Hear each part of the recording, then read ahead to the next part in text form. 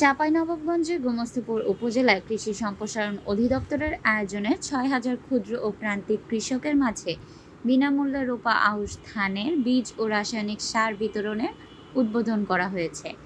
সোমবার সকালে উপজেলা চত্বরে ২০২৪-২৫ অর্থবছরে জরিপ ১/২০২৫ মৌসুমে কৃষি প্রণোদনা কর্মসূচির আওতায় রোপা আউশ ধানের আবাদ উৎপাদন বৃদ্ধির লক্ষ্যে বিনামূল্যে বীজ ও রাসায়নিক সার সহায়তা প্রণোদনা কর্মসূচির উদ্বোধন করা হয়।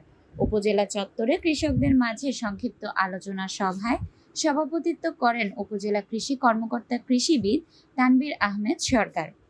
এ সময় প্রধান অতিথি হিসেবে উপস্থিত ছিলেন ও বক্তব্য দেন গোমস্তাপুর উপজেলা নির্বাহী অফিসার নিশাত আঞ্জুম অনন্যা। বিশেষ অতিথি হিসেবে উপস্থিত ছিলেন উপজেলা উদ্ভিদ সংরক্ষণ অফিসার সিরাজুল ইসলাম, উপসহকারী কৃষি কর্মকর্তা ইব্রাহিম খলিল, গনিউল হক, রইস উদ্দিন, আল ফুয়াদ প্রমুখ। অনুষ্ঠানে প্রতিজন কৃষকে ১ বিঘা জমিতে ৫ কেজি করে আউশ ধানের বীজ, ১০ কেজি ডিএপি ও ১০ কেজি এমওপি সার বিতরণ